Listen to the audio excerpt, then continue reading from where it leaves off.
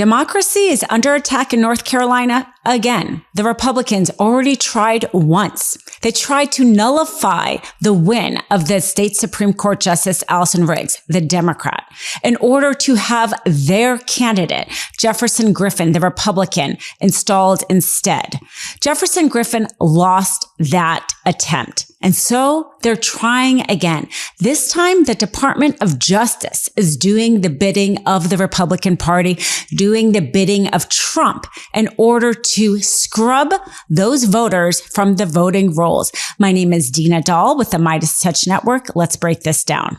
So as you know, Jefferson Griffin tried to have about 60,000 North Carolina validly voted voters taken off the voting rolls, have their votes basically get thrown away in order for him to get installed instead. As we know, North Carolina, the Supreme Court is partisan. The justices there are elected. They are not appointed. It wasn't always that way, but the Republicans changed that years ago. And so they are all elected. The Republicans see North Carolina as a must-win state. It has become more and more of a swing state over the years. As we know, the Democrat won yet again the governorship. Josh Stein is currently the governor, a Democrat. The Republicans have had a hard time winning the governor's race there. And in 2026, the midterms, there will be a key Senate race in North Carolina, as well as some House races. The Republican parties understand that North Carolina is a must-win state for them.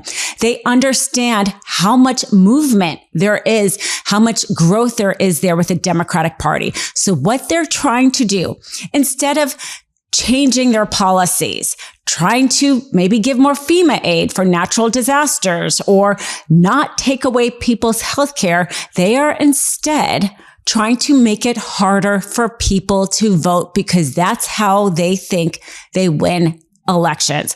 So this current Department of Justice lawsuit in North Carolina is talking about the Help America Vote Act. As we know, this is the Trump attempt to make it harder for people to vote. It kind of goes in line with his executive order. Now, the Civil Rights Division within the Department of Justice traditionally has had do things like protect people's civil rights and protect people's right to vote. It has really changed to, they say, focusing on fraud, but we see really trying to suppress people's right to vote. As a result, there is a mass exodus of career lawyers who worked at the department, believing in the cause of protecting people's civil rights, who have left. But the lawyers that are left are now finding themselves in the middle of this lawsuit. The Department of Justice using our taxpayer money to do the bidding of the Republican Party in order to make it more difficult for people to vote. Now, the Help America Vote Act basically changed the rules around voting and made it this requirement to have your driver's license or the last 4 social security numbers. And what happened is there was about 56,000 voters who had already registered to vote who didn't have that information on there because at the time they registered, it was not a requirement. So the Republican Jefferson Griffin was trying to have their vote not count as a result of it. Now, what's happening with this lawsuit is they are saying, okay, now the election is over. We want those same people to basically have their voter registrations canceled as a result. And if they want to re-register to vote, they can. Of course, this is what you call voter suppression, because whenever you make it more difficult for somebody to vote, you suppress the vote. Because here on the MeidasTouch Network and the community, we have a lot of engaged people who are really focused on the issues. I imagine are very diligent about their voter registration, are very diligent about voting. But the everyday voter is not as informed, let's say, or engaged. They are trying, honestly, to probably work just multiple jobs or caring for a sick child or just dealing with their everyday lives. When you cancel their registration, most people don't even realize it was canceled, and they show up to try to vote and they can't vote. And this is how you suppress the vote. So it's really not just about, of course, they registered beforehand. When they registered to vote, they registered legally. You are now changing the terms on them. And by changing the terms on them and just canceling their voter registration, it is going to be so much harder to inform people that happened, get them to vote. And in the meantime, you're going to lose. You are going to lose some of those voters.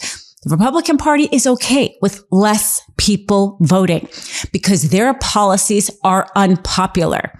We are in the majority. If they thought they were in the majority, they wouldn't make it harder to vote. Aging can be tough, especially when you're running around with work and kids. Yes, you may have more wisdom, as they say, but your body sure feels like it's breaking down. Whether or not it's not sleeping as well, not having as much energy, being more stiff. Well, I'm so excited to share with you C15 from Fatty 15. It's the first essential fatty acid to be discovered in more than 90 years. It is an incredible scientific breakthrough to support our long-term health and wellness.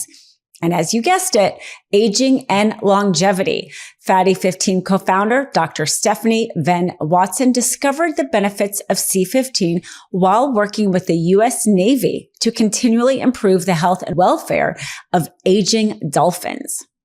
Amazing. Based on over 100 studies, we now know that C15 strengthens our cells and is a key longevity enhancing nutrient, which helps to slow biological aging at the cellular level. In fact, when our cells don't have enough C15, they become fragile and age faster. And when our cells age, our bodies age too. This eventually led to studies finding the first new nutritional deficiency in 75 years called cellular fragility syndrome, caused by a lack of the essential fatty acid C15. As many as 1 in 3 people worldwide may have low C15 levels and cellular fragility syndrome. Fatty 15 is on a mission to optimize your C15 levels to help you live healthier, longer. You can get an additional 15% off their 90-day subscription starter kit by going to fatty15.com mistrial and using the code mistrial at checkout. But it's not just this lawsuit that's making it more difficult for people in North Carolina to vote. The Republicans also did something else recently. As part of the hurricane bill passed in December, the one that was trying to help them recover from the hurricane, Republicans attached to it a provision to change the power over the Board of Electors, because the Board of Electors was actually the board that stepped in when Jefferson Griffin was trying to throw out those 60,000 votes and say, hey, it's our job to protect votes and elections, and we're the ones that contested it. Well, Republicans didn't like that so much. So they're trying to change who controls the Board of Electors right now. It's always been the governor. And as I said, the governor is a Democrat and has been a Democrat for quite some time now, which means that the Board of Electors has not been controlled by the Republican Party, and they didn't like that. So in December, they added a provision to the hurricane bill that changed the oversight of the Board of Electors, the ability to nominate the electors from the governor to the position of auditor, because the auditor was a newly installed Republican. So if you ask yourself why an auditor would have so much power and control over electors instead of the governor, or has anything to do with elections, well, this again is not about properly overseeing electors, but having control over electors. And this was, of course, contested by the governor, but the state Supreme Court there just basically, for now, kind of affirmed that step. So in the meantime, the Republicans auditor has fired the Democrats on that Board of Electors. So this is a fight for democracy in North Carolina between the DOJ lawsuit, between changing the control of the Board of Electors. The Republican Party sees North Carolina as the state to take away people's right to vote. And have you seen this in legacy media? Have you seen this talked about? Why is this not being talked about everywhere? Because our right to vote is the most fundamental right in our country. Without that, nothing else flows. And you see in real time a takeover, the attempt to suppress the vote and control the vote in North Carolina. That's something not only, of course, North Carolinians would care about. We would all care about. If it wasn't for independent media focusing on this really would be democracy dying in darkness. And just for a moment, let's talk about the lack of fraud in our elections. In 2020, I actually did voter protection work for North Carolina because there's a bunch of lawyers in swing states who oversee and try to make sure that there is integrity in our elections. And back in 2020, there were a lot of lawsuits about mail-in ballots because this was new in a lot of states, including North Carolina. And there was a lawsuit that basically made it so that it was a question whether or not certain ballots were going to be counted. The court had basically put a pause on the counting. And what I did was call each of the county electors and find out what they were doing with these ballots.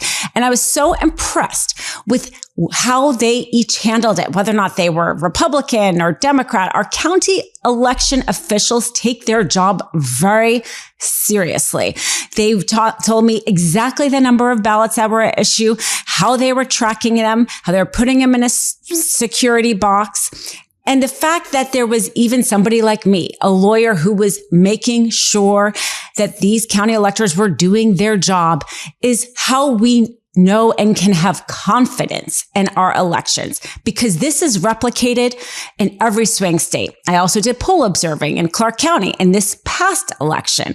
And I was there. There was even somebody from the Republican Party that was there that was seeing if there was any voter turned away and why they were turned away and if they were given a provisional ballot.